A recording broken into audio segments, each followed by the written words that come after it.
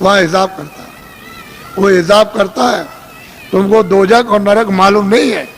वहाँ बड़े बड़े बादशाह पिट रहे वहाँ और जलाए जा रहे, कितने करोड़ों वर्षों तक जलाए जाएंगे और लाखों मीलों तक आवाज आती है और कोई सुनने वाला नहीं कहीं भी। न उनका धन दौलत जाता न तलवार जाती उनकी। ये झूठा। तुम इसके लिए हम मर गए और चले गए हमेशा। तो इसलिए तुम लोग इस पर विचार करो। तपस्या करने से यानी माया लुभाती है कि तुम ये ले लो धन, ये राज ले लो। तो अगर तुम लुभा गए तो राज मिल गया और राज का जब भोगा तो सीधा नरक हो गए। जब ये कहोगे हमको राज नहीं चाहिए, धन दौलत नहीं, तो भगवान मिलता इसी शरीर में। मरने के पहले मीरा ने मरने के पहले प्रभु को प्राप्त किया। आपको क्या मालूम कैसे पाया? तुलसीदास जी ने पहले ही वो 25 ही साल के अंदर प्रभु को प्राप्त कर लिया। आपको क्या मालूम कैसे पाया? आप क्या जानो? इसलिए आप अमोलक धन लो इस मनुष्य मंदिर में आत्माओं का। ये नामदान है, ये उस तरह की दीक्षा नहीं है, यह मंत्र वैसा नहीं है। ये आत्म धन का दान है, ये ईश्वरी धन का दान है। जो उसकी कृपा होती है तब कभी कभी महात्माओं को आदेश मिलता है कि इन आत्माओं को बांट दो जो मानव शरीर में है, तो कभी कभी मिलता है मुफ्त में। ये पैसे से नहीं मिलेगा, तुम ये सब रख दो जा करके पूरा आधार का, तो ये चीज मिलने वाली नहीं है। ये कभी दिमाग से निकाल देना, ये दौलत पैसे से नहीं मिलती, ये तो मुफ्त बख्शीश में यानी प्रसन्नता से मिलती है। तो तुम्हारे पास कुछ है, तुमने किसी से प्रेम किया? वो कहते हैं कि प्रेम से प्रकट होए भगवान। किसी से किया प्रेम?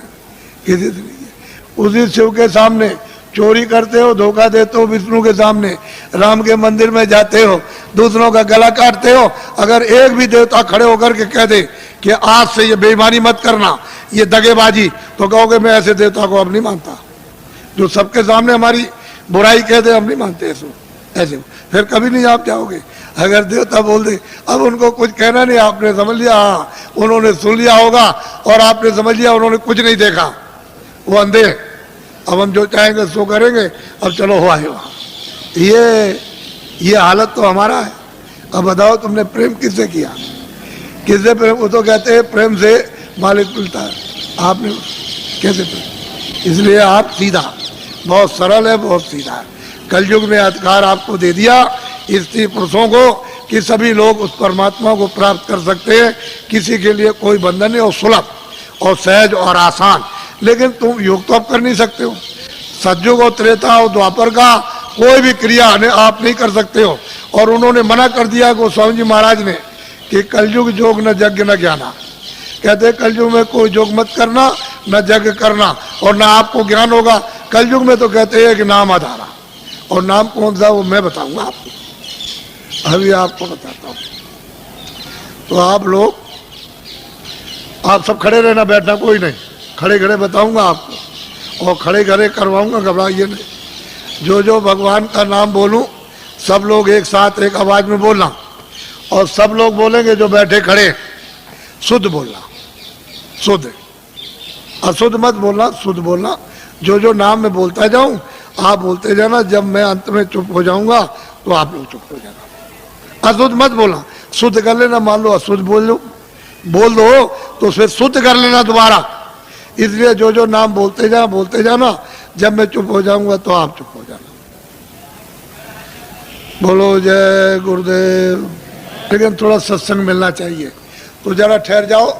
अभी मथुरा में एक बड़ा कार्यक्रम होने जा रहा, यही दिसंबर में, यानी कार्तिक के बाद जो अगन लगेगा, तो 15 दिसंबर से 21 दिसंबर तक 7 दिन का एक कार्यक्रम होने जा रहा।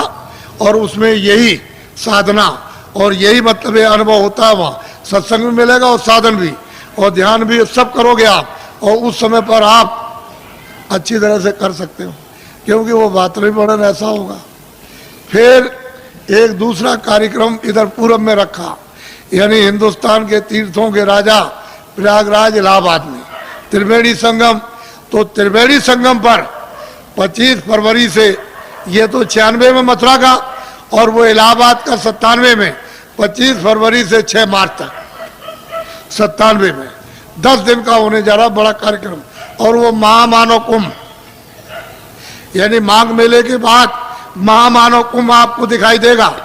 और वो 10 दिन यानी 7 मार्च को शिवरात्रि है, वो एक दिन पहले ही समापन हो जाएगा। 10 दिन का होगा। आप जरा इसको लिख लेना। और ये जो आपने 5 नाम 5 रूप 5 स्थान हर एक के बाजे, ये जो आप लिखाओगे लिखा हुआ ले लोगे, ये तो यहाँ के लोग आपको दे देंगे। अगर कम पड़े तो आप जल्दी लिख लेना। फिर दूसरी बात यह है कि थोड़ा सा पता भी दे दिया करो कि कभी कोई पूछा जाती हो कि साधन भजन करते हो कि नहीं करते हो, कि ऐसे गए लेकर के ताक में रख दिया।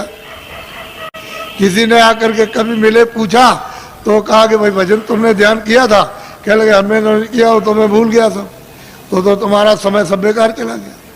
तुमको तो दिया था काम के लिए कि भाई तुम जल्दी से अपना काम करो, अपनी जीवात्मा को जगाओ, तो तुमने ताक में रख दिया, वो सोती रह गई। तो बताओ इससे इस काम में तुम्हें मिलेगा क्या? इससे ना कुछ मिला ना कुछ मिलेगा और इस काम से खाली जाओगे।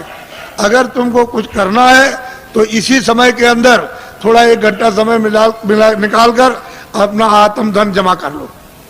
यही तुम्हारे काम आएगा। जब कोई रक्षा नहीं करेगा उस पीड़ा में, उस दर्द में और 84 नरकों से अगर बचना चाहते हो धन जमा करो जल्दी से।